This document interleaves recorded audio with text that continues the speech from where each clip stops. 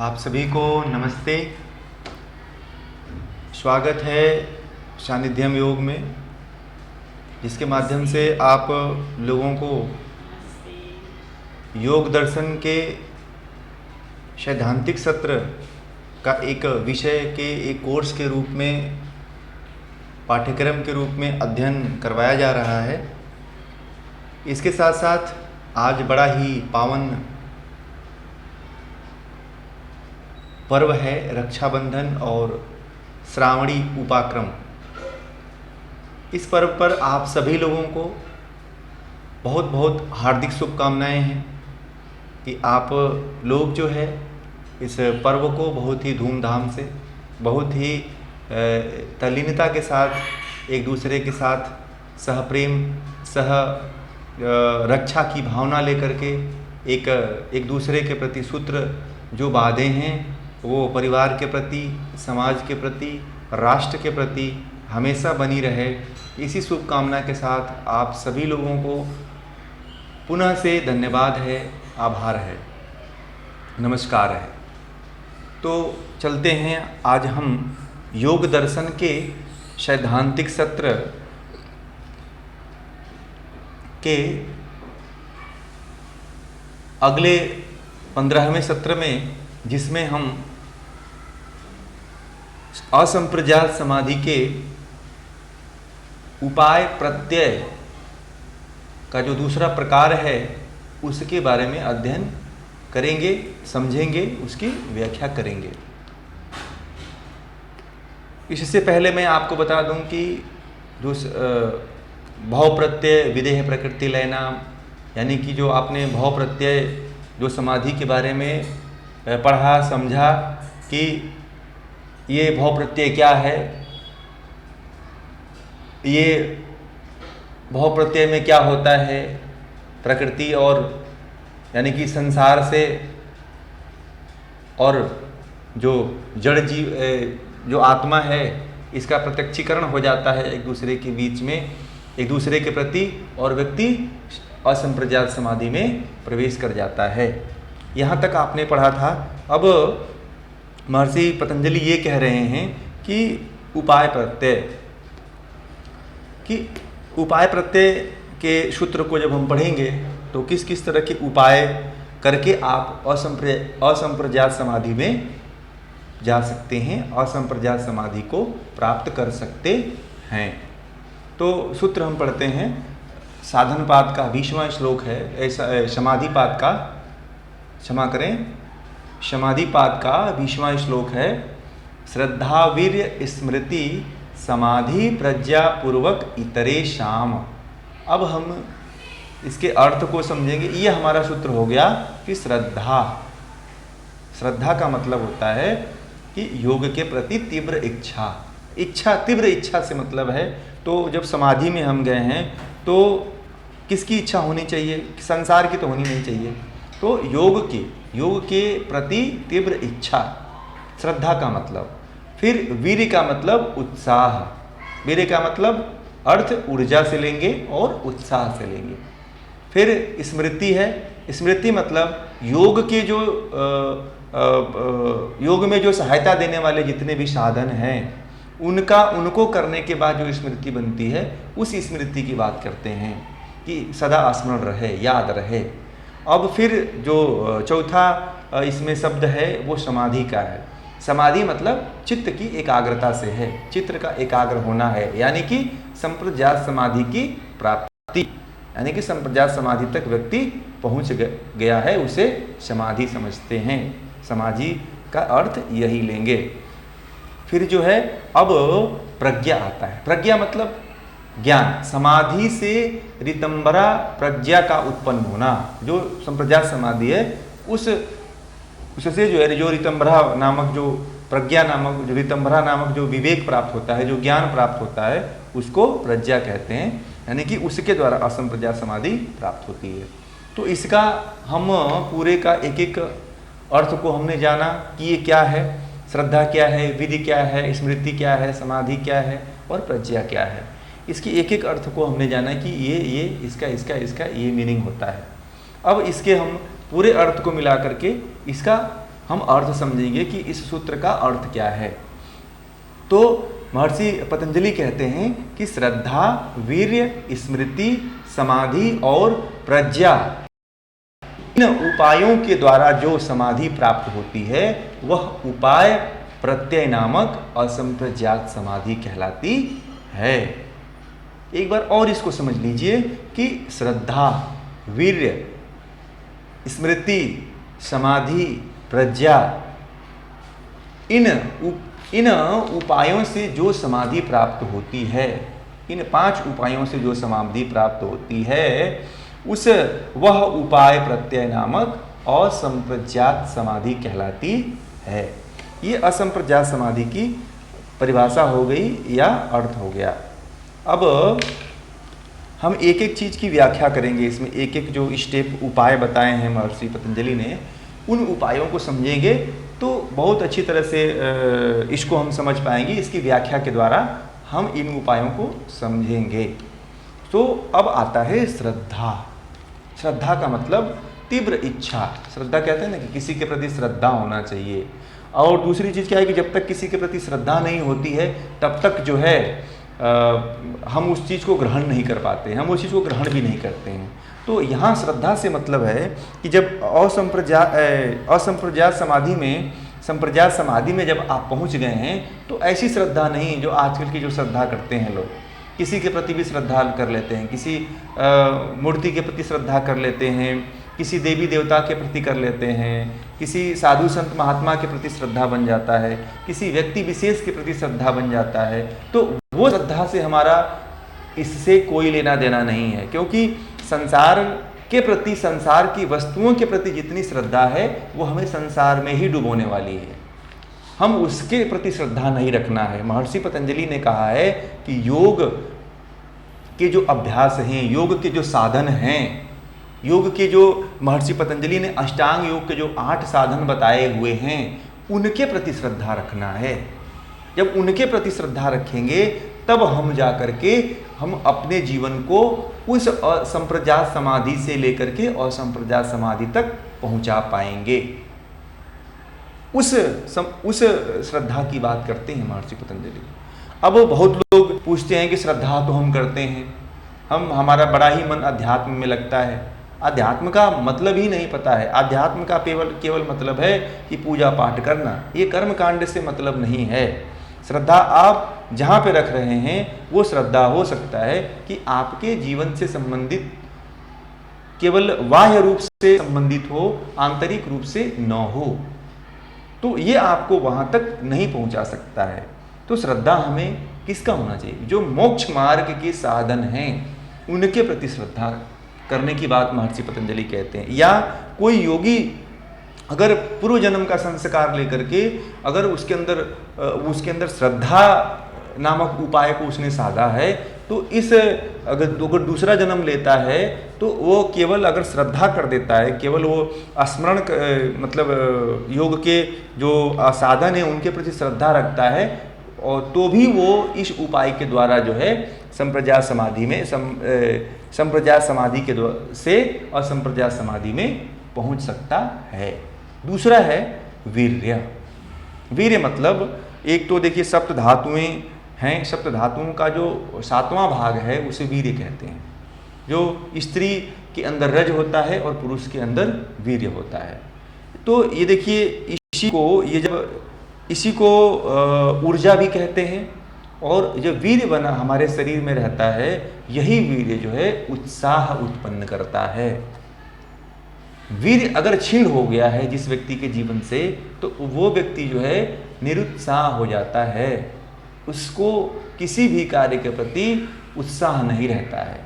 वो मरा सा, अधमरा सा, आलसी, ऐसे करने की इच्छा से हीन बैठा रहता है।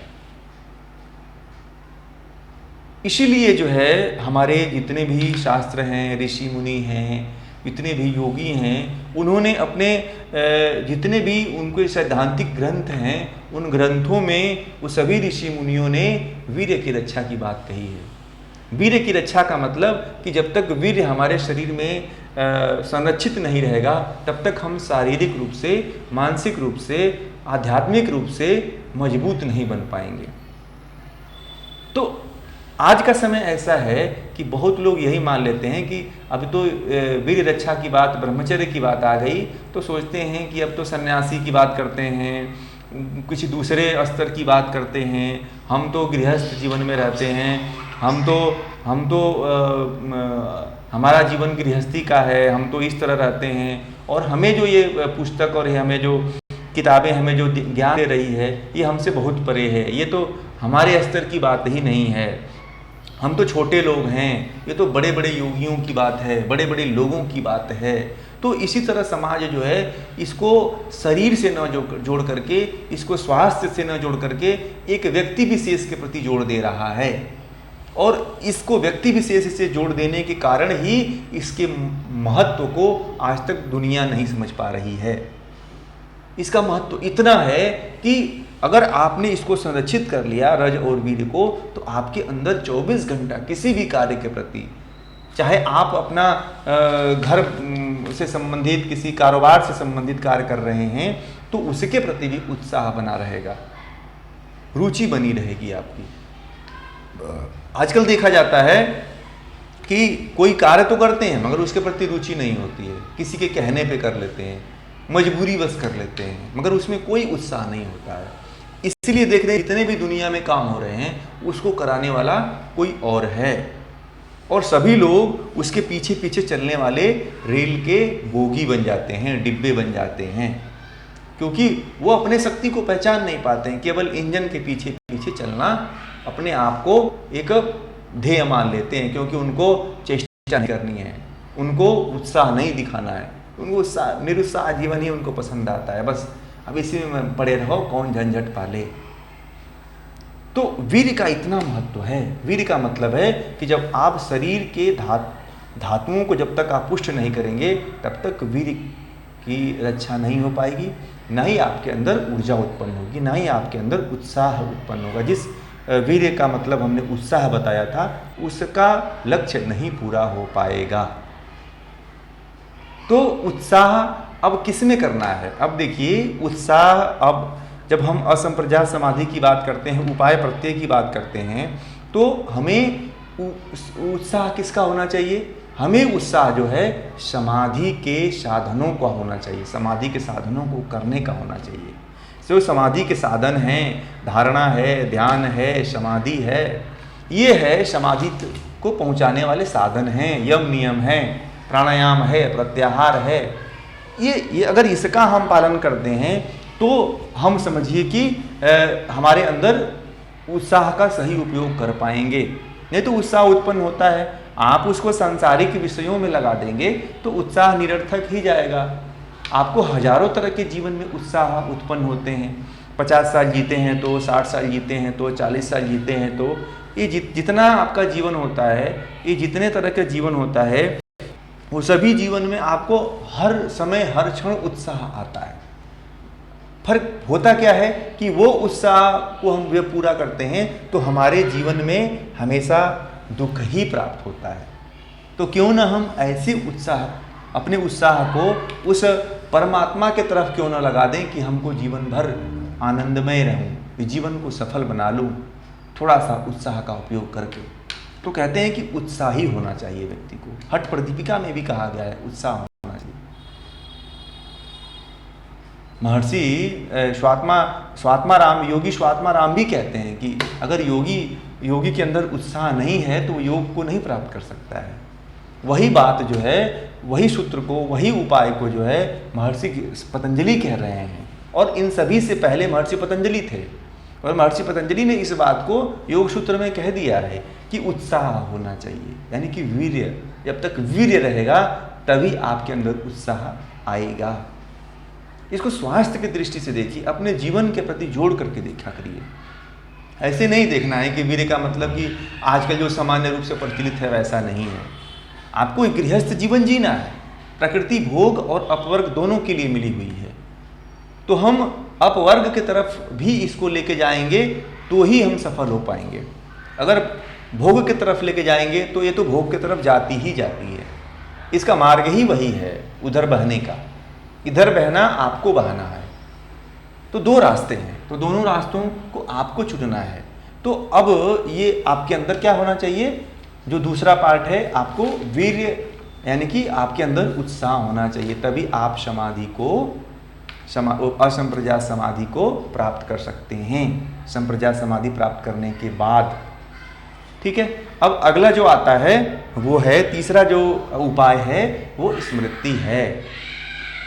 तो स्मृति, अब देखिए स्मृति कई तरह की होती है। एक तो सांसारिक स्मृति है, जिसमें हम बहुत से स्मृति कर लेते हैं कि इस व्यक्ति के साथ हमने ये पल गुजारा, इस व्यक्ति के साथ हमने यहाँ घूमने गए थे, इस व्यक्ति के साथ हमने ये चीज़ होटल में खाया था, इस व्यक्ति के साथ हमने इस टूरिस्ट पैलेस पे घूम के आया था, इस व्यक्ति के साथ हमने इतने दिनों तक गुजारा था।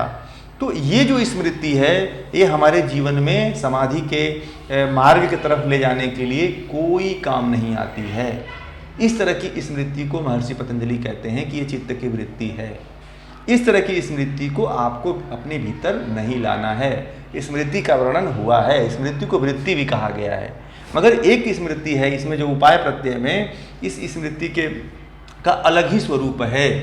कहते हैं कि वो क्या है, ये वही स्मृति ऐसा है कि जो आप सांसारिक स्मृति बनाए हुए हैं वो स्मृति आपको जड़ता की तरफ ही लेके जाएगी, चेतनता की तरफ नहीं लेके जाएगी। तो उस स्मृति की तरफ हमें नहीं फंसना है, हमें चेतना की तरफ जाना है। तो वो चेतना वाली स्मृति कैसे आएगी हमारे अंदर, हमारा विवेक की स्मृति कैसे जगेगी। जो हमने संसार के तरफ से जितनी भी स्मृति इकट्ठा कर रखा है वो स्मृति हमें नरक में ही लेके जाएगी, वो स्मृति हमें मोक्ष के मार्ग से दूर ही लेकर के जाएगी। तो इसके लिए महर्षि पतंजलि कहते हैं कि जब आप संप्रज्ञात समाधि में जाना चाहते हैं, जब संप्रज्ञात समाधि में आप पहुंच गए हैं या उस स्तर तक हैं, तो वो व्यक्ति या तो जो अच्छी स्मृतियां होंगी, जो सात्विक स्मृतियां होंगी वो उसके अंदर होगा, वो व्यक्ति आ सकता है, या जो सात्विक मतलब की स्मृतियों को बना करके आए तो वह व्यक्ति असंप्रज्ञात समाधि को प्राप्त कर सकता है। अब यहाँ पे समझने वाली बात है कि अब कैसे हम स्मृति को बनाएं। तो इसके लिए महर्षि पतंजलि ने आगे भी वर्णन किया है और इसका ही उपाय यही है कि योगाभ्यास करना चाहिए। योगाभ्यास में महर्षि पतंजलि ने अष्टांग योग बताया है और भी बहुत सी क्रियाएं बताया है। तो योगाभ्यास करना चाहिए, उसके परिणाम स्वरूप उत्तम संस्कार, उत्तम परिणाम प्राप्त होते हैं, उत्कृष्ट परिणाम मिलते हैं अगर योगाभ्यास करते हैं। तो आप देखिए कि यम नियम से लेकर के समाधि तक जितने भी आप अष्टांग योग के साधन हैं उन साधनों को साधने से तमाम तरह की सिद्धियां प्राप्त होती हैं, तमाम तरह के समाधियां प्राप्त होती हैं, असंप्रज्ञात समाधि प्राप्त होती है। तो कहते हैं महर्षि पतंजलि कि उस अष्टांग योग का अगर हम अभ्यास करते हैं तो हमारे मन के भीतर जो है अच्छे संस्कार बनते हैं। क्या बनता है? संस्कार बनता है। उन जो अभ्यास हैं उनका संस्कार, उन अभ्यास का संस्कार ही आपको मोक्ष की तरफ लेके जा सकता है, यानी कि असंप्रज्ञात समाधि की तरफ लेके जाता है। पहले संप्रज्ञात समाधि की तरफ लेके जाएगा, फिर असंप्रज्ञात समाधि की तरफ लेकर के जाएगा। तो महर्षि पतंजलि ये कह रहे हैं कि जब योगाभ्यास करेंगे उसके बाद अच्छे परिणाम आएंगे, अच्छे परिणाम का अच्छा संस्कार बनेगा, फिर यही स्मृति आपके जो आपका एक ज्ञान बन जाएगा। ये स्मृति का ही ज्ञान आपको उस संप्रज्ञात समाधि तक पहुंचाएगा। तो महर्षि पतंजलि कहते हैं कि ये आपके अंदर होना चाहिए। किसका संस्कार डालो? योग का डालो, ज्ञान का डालो संस्कार। किसी से आपने ज्ञान की चर्चा कर लिया, जैसे नचिकेता ने यमराज से ज्ञान की चर्चा किया। अगर वो नचिकेता फिर भविष्य में कभी अपने मार्ग से भटकते भी हैं तो उसके बाद क्या होता है कि उनको अपने स्मृति के द्वारा कि हमें यमराज ने जो ज्ञान दिया था, अगर उस स्मृति को याद कर लेते हैं, क्योंकि वो संस्कार बना हुआ है, तो उस संस्कार को उभारते हैं तो फिर समाधि में पहुंच जाते हैं। तो इस तरह का संस्कार हमें बनाना है, अच्छे संस्कार बनाने हैं, समाधि से संबंधित, ज्ञान से संबंधित संस्कार बनाना है, और वही संस्कार स्मृति है। अब महर्षि अब देखिए कि बौद्ध धर्म में भी महात्मा बुद्ध ने भी सम्यक स्मृति की बात कही है अष्टांग मार्ग में। अब ऐसी वैसी स्मृति की बात उन्होंने नहीं किया है। जो महर्षि पतंजलि ने बात कही है वही बात उन्होंने अपने अष्टांग मार्ग में कहा है कि अगर दुख को दूर करना है और दुख के उपाय क्या हैं, तो दुख के उपाय के लिए बताया था कि हमें जो है क्या करना है, सम्यक स्मृति रखना चाहिए।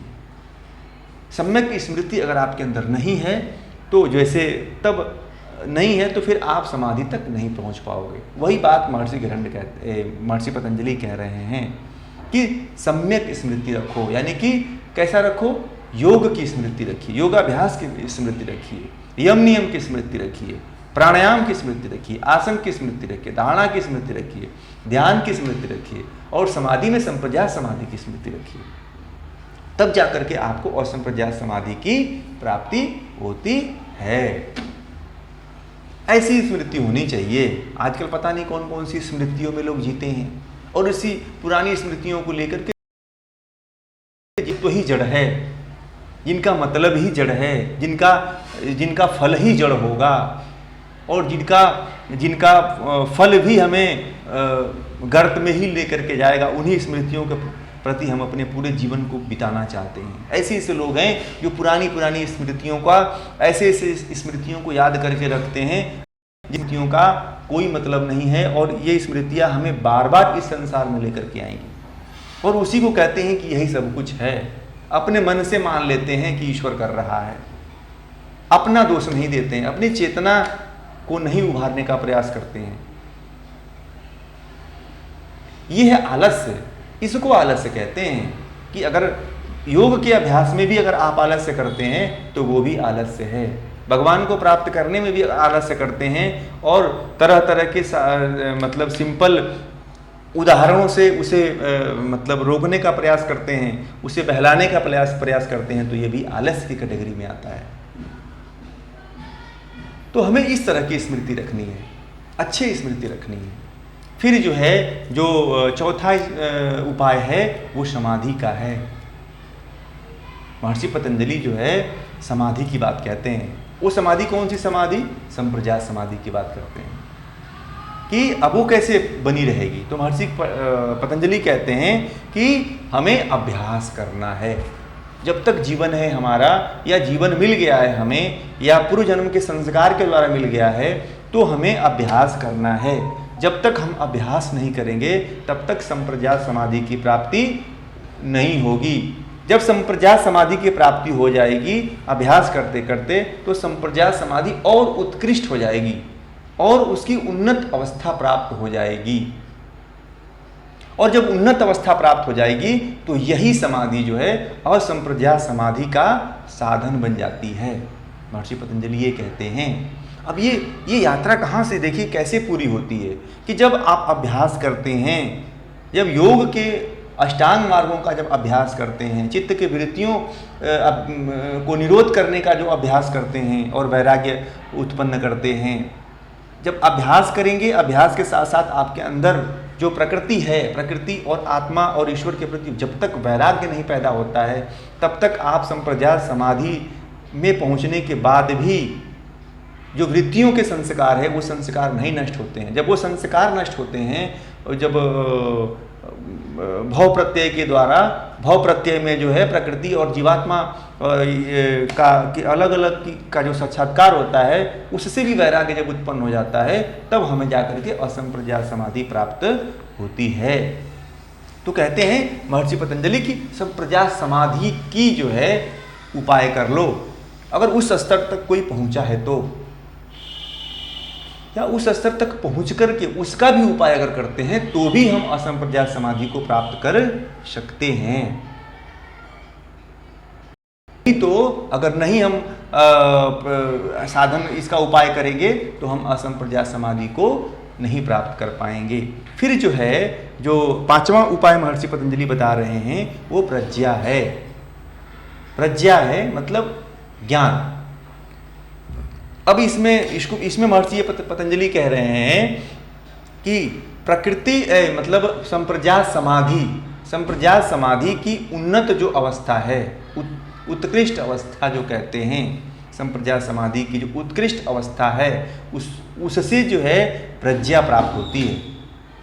उत्कृष्ट अवस्था है उससे यानी कि विवेक पैदा होता है, उस विवेक से प्रज्ञा विवेक पैदा होता है। और प्रज्ञा विवेक जब पैदा होता है, जब जाने के बाद जो है, तो उससे उसके बाद जो है ऋतंभरा नामक प्रज्ञा हमें प्राप्त होती है। उस अवस्था में पहुंचे हुए योगी को ऋतंभरा नामक प्रज्ञा प्राप्त होती है। इसमें क्या होता है, इसमें जो जीव होता है, जो प्रकृति और जीव की जड़ता का उसे ज्ञान हो जाता है कि जीव क्या है और प्रकृति क्या है। प्रकृति जड़ है और जीव चेतन है, ये उसको यहाँ पे ज्ञान हो जाता है। और उसकी चेतना जो है इतनी तीव्र हो जाती है, इतनी परिष्कृत रूप में आ जाती है कि वो जो है मतलब संप्रज्ञात समाधि का अतिक्रमण कर देता है, विवेक के वास्तविक स्वरूप को प्राप्त कर लेता है और ऋतंभरा प्रज्ञा नामक उसको ज्ञान के प्रज्ञा की प्राप्ति होती है। और वही अवस्था जो है, इससे वही मतलब इससे क्या होता है कि असंप्रज्ञात समाधि प्राप्त हो जाती है। जब ऋतंभरा नामक प्रज्ञा जब प्राप्त होती है तो उसके बाद योगी को जो है असंप्रज्ञात समाधि प्राप्त होती है। तो महर्षि पतंजलि ने इन 5 उपायों के बारे में वर्णन किया कि आप श्रद्धा रखते हैं, वीर्य है, उसके बाद है स्मृति, समाधि और प्रज्ञा। ये 3 इन 5 का अगर आप उपाय करते हैं, इन 5 का जीवन में आप साधन करते हैं, जीवन में उपयोग करते हैं, जीवन में अभ्यास करते हैं, तो आप भी संप्रज्ञात से असंप्रज्ञात समाधि में पहुंच सकते हैं। और यही जो है असंप्रज्ञात समाधि के उपाय प्रत्यय का स्वरूप है। बहुत ही महर्षि पतंजलि ने इतना मार्मिक ढंग से इतनी बार जो है इस चीज़ को हर सूत्र में समाधि के मतलब इतनी विस्तार पूर्वक, इतना गुणता पूर्वक, इतना रहस्यमय ढंग से समझाया है कि ये हमारे मन मस्तिष्क में अगर इसका भी संस्कार बन गया तो हमारे जीवन का उद्धार कर देगा। आप लोग पढ़ रहे हैं, मैं पढ़ा रहा हूँ, तो मुझे पढ़ाने का जो संस्कार बनेगा, आपको जो सुनने का संस्कार बनेगा, ये भी हो सकता है कि या तो इसी जन्म में आप यहाँ तक पहुँच जाएं, या हो सकता है कि जो संस्कार के रूप में संरक्षित हो जाएगा तो अगले जन्म में भी आपको ये कार्य के रूप में उपयोग आ सकता है, आपके जीवन में उपयोग आ सकता है। आप भी संप्रज्ञात समाधि में इसी जीवन में या अगले जन्म में भी जा सकते हैं। तो आज का जो विषय है, आज का विषय जो असंप्रज्ञात समाधि का जो द्वितीय उपाय प्रत्यय है, यहीं पे समाप्त होता है।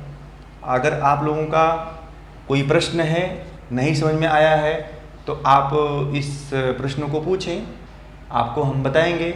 नहीं समझ में आता है तो पूछें।